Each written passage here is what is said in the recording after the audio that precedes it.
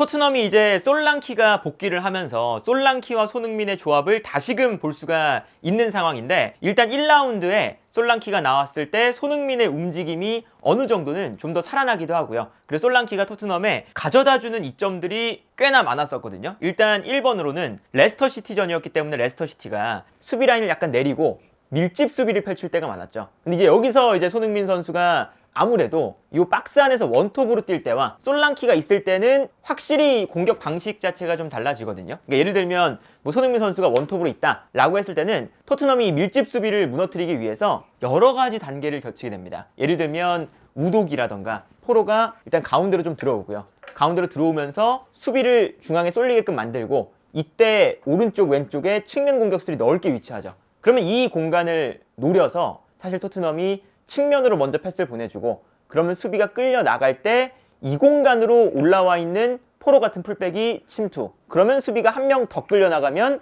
이때 손흥민에게 공간이 나면서 손흥민이 침투에 들어가면서 득점하는 이런 장면들이 나와요. 그러니까 이게 포스테코글루 감독이 상대가 수비를 밀집시켜 놨을 때 한 명 한 명씩 끌어내는 것을 매우 중요하게 생각합니다. 그래서 사실은 손흥민처럼 침투형 공격수를 9번 공격수 자리에 두는 경우가 많았었거든요. 이게 어쨌든 프리미어리그 와서 막힌 것 중에 하나는 아무래도 피지컬이 좋은 선수들이 중앙에 쏠려 있다 보니까 끌려나가지 않으면 여기서 이제 문제가 되는 거거든요. 그래서 이제 뭐 셀틱 시절에도 포스테코글루 감독이 뭐 후르아시코고가 안 통한다 라고 하면 이제 셀틱에도 이제 아쿠마키스라는 9번 공격수가 있었고, 그리고 이 아쿠마키스가 나간 다음에는 오연규 선수가 들어왔었죠. 그래서 한 70분 때쯤 되면 경기가 안 풀릴 때 후르아시코고를 빼고 9번 공격수를 넣었거든요. 이제 그런 것처럼 뭔가 변화를 줄 수 있는 패턴이 필요했는데, 그 선수가 원래는 히샬리송인데 히샬리송이 워낙에 좀 안 좋다 보니까 히샬리송이 아니라 솔랑키가 이번 시즌은 이 9번 역할을 하겠죠. 그러면서 사실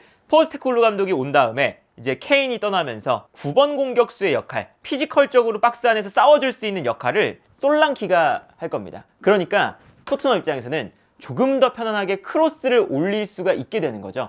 그러니까 예를 들면 손흥민 선수도 이제 오른쪽에 있는 뭐 브레넌 존슨이라던가 이제 클로셉스키, 왼쪽엔 손흥민, 이렇게 배치가 되어 있을 때 손흥민이 볼을 받아서 수비가 끌려 나올 때 침투에 들어가는 우도기에게 패스를 보내준다. 사실은 이런 패턴이 주가 됐었다면 이제는 손흥민이 볼을 잡자마자 순간적으로 수비가 우도기가 침투하는 것 때문에 끌려 나오지 않으면 여기서 더 이상 고민하지 않고 박스 안으로 크로스를 올릴 수 있는 이런 형태가 만들어지는 거거든요. 그래서 지난 레스터 시티전에도 어떤 장면이 나오냐면 손흥민 선수가 측면에 나와서 볼을 받고 있고, 이때 가운데에 메디슨과 우도기가 좀 들어가 있죠. 그러다 보니까 수비가 끌려 나오지 않는 상황이에요. 그리고 이제 과거에는 손흥민 선수에게 끌려 나가는 순간 여기 공간이 발생을 하니까 의도적으로 수비들이 뒤로 물러나는 경우도 많았고, 뒤로 물러날 수 있는 이유는 이 라인 사이에서 받아줄 수 있는 9번 공격수가 없기 때문이거든요. 근데 이 경기에서는 손흥민이 측면에서 볼을 받을 때 수비가 끌려 나오지 않으니까 그냥 박스 안으로 들어가는 솔랑키에게 크로스를 올릴 수 있습니다. 그래서 이 다음 장면을 보면 자연스럽게 손흥민 선수가 수비가 다가오기 전에 그냥 크로스를 올려서 솔랑키와 중앙 수비수와의 경쟁을 붙이고 있는 장면을 볼 수가 있죠. 그래서 솔랑키가 뭐 본머스에서도 저런 장면이 굉장히 많았어요. 박스 안으로 솔랑키를 믿고 그냥 붙여놓으면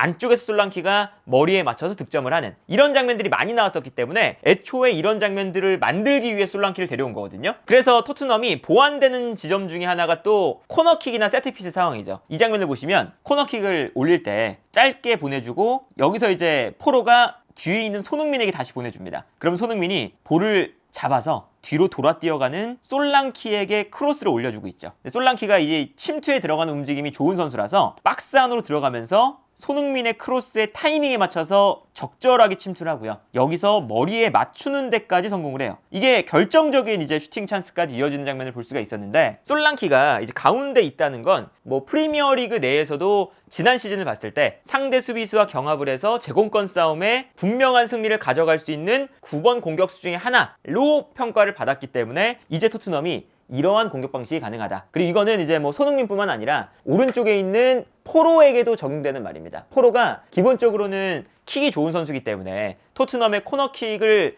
전담해서 찰 때도 많잖아요. 메디슨이 찰 때도 있지만, 그러면 포로가 이 위치에서 약간 가운데로 들어왔을 때 얼리 크로스를 보내줄 수 있을 만한 상황이 만들어진다는 거죠. 그리고 이제 뭐 오른쪽 라인에서는 이제 브레넌 존슨이 약간 크로스에 약간 문제가 있으면 쿨루셉스키가 나왔을 때 쿨루셉스키는 약간 가운데로 접고 들어오면서 왼발로 크로스를 올리고 포로는 올라와서 오른발로 크로스를 올리는 이제 두 가지의 구질이 있기 때문에 솔랑키에게 지원해줄 수 있는 크로스의 퀄리티도 꽤나 괜찮은 편에 속한다. 그리고 이제 뭐 왼쪽에서는 손흥민도 있고 그리고 메디슨도 있기 때문에 왼쪽 오른쪽의 크로스를 생각했을 때는 솔랑키를 활용한 공격이 앞으로는 토트넘이 많아져야 되고 그걸 활용하면 활용할수록 솔랑키를 데려온 의미가 있겠죠. 그리고 여기에 더해서 이제 어떤 것도 있냐면 솔랑키가 있기 때문에 손흥민이라던가 메디슨 그리고 이제 가운데로 들어오는 포로 이런 약간 플레이메이킹을 할 수 있는 선수들에게 더 도움이 되는 점도 있습니다. 그러니까 예를 들면 상대가 밀집 수비를 딱 만들어 놨을 때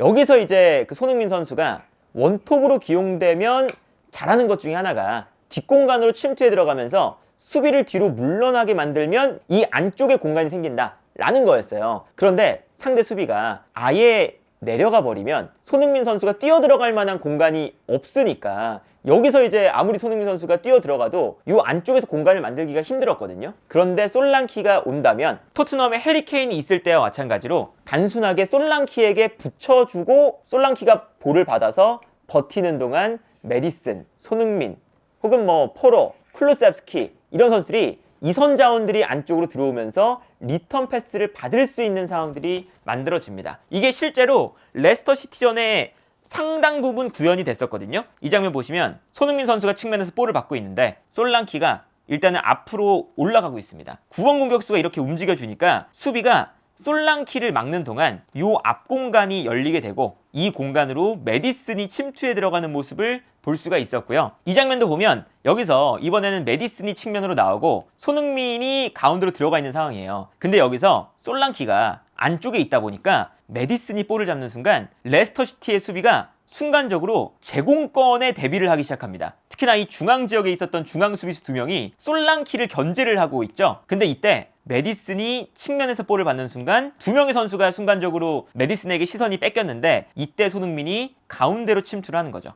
근데 여기서 솔랑키에게 수비가 붙잡혀 있다 보니까 손흥민의 움직임을 중앙 수비와 측면 수비수의 사이에서 놓쳤고 그러다 보니까 메디슨이 이 사이 공간으로 오히려 크로스가 아니라 패스를 보내주면서 손흥민에게 좋은 찬스가 만들어지는 이런 장면을 볼 수가 있었어요. 그래서 뭐 전술판으로 설명드리면 손흥민이 끌고 나왔을 때 수비가 끌려 나오는 순간 측면 수비와 중앙 수비의 간격이 벌어지는데 이때 중앙 수비수가 이 공간을 자연스럽게 메워주는 게 아니라 솔랑키에게 크로스를 대비하고 있으면 뭐 메디슨이나 우도기에게 공간이 발생할 수 있다. 이런 전술적인 효과도 이제 솔랑키를 활용해서 나올 수가 있는 만큼 기본적으로 솔랑키가 토트넘의 공격 방식에 도움을 주는 것은 매우 분명해 보인다. 그리고 이제 여기에 더해서 솔랑키의 이점 중에 하나는 또 해리 케인이 있을 때 했던 것처럼 역습에도 도움을 많이 줘요. 그러니까 예를 들면 토트넘이 가장 큰 문제가 후방에서 볼을 돌리는데 후방에서 볼을 잘 못 돌리는 팀이라는 거거든요. 근데 또 그런 것에 비해서는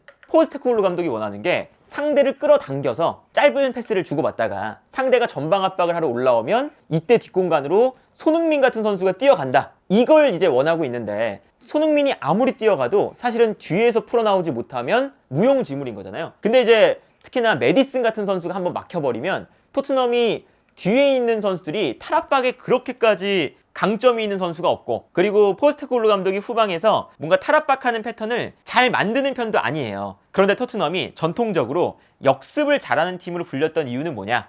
해리 케인이 있었기 때문이죠. 해리 케인이 내려와서 후방에서 패스를 못 풀어가니까 사실은 콘테 감독도 그렇고 무리뉴도 그렇고 이런 수비적인 형태의 감독들이 뒤에서 볼을 처음에는 짧게 가는 걸 좋아해요. 그래야 상대가 올라오면서 공간이 나고 이 공간으로 보내줄 수 있으니까요. 근데 이제 그때는 해리 케인에게 안 되겠다 싶으면 뻥 차주고 해리 케인이 볼을 받아서 돌아서면 손흥민 뛴다. 이게 단순하지만 너무나 강력한 패턴이었거든요. 근데 이게 이제 사실은 토트넘이 포스테코글루 감독 체제에서는 지난 시즌부터 사라졌던 형태였죠. 해리 케인이 이적을 했고 히샬리송이 부상 때문에 정상적인 컨디션을 발휘를 못했잖아요. 근데 솔랑키가 본머스에서도 이런 축구를 많이 합니다. 왜냐하면 본머스는 당연히 이제 수비적인 축구를 많이 할 수밖에 없는 팀이고, 그런데 본머스에 있는 이라올라 감독은 만들어가는 것을 좋아하는 감독이기도 해요. 그러다 보니까 수비적인 경기를 하지만 뒤에서 볼을 짧게 한 번에 그냥 롱패스가 아니라 짧게 주고받다가 한 번에 솔랑키에게 풀어 나와서 붙여주면 솔랑키가 버티면서 주변 선수에게 뿌려주는 이런 플레이를 본머스에서도 많이 했거든요. 그러다 보니까 솔랑키가 이제는 토트넘이 상대를 끌어당겼다가, 특히나 비카리오가 이제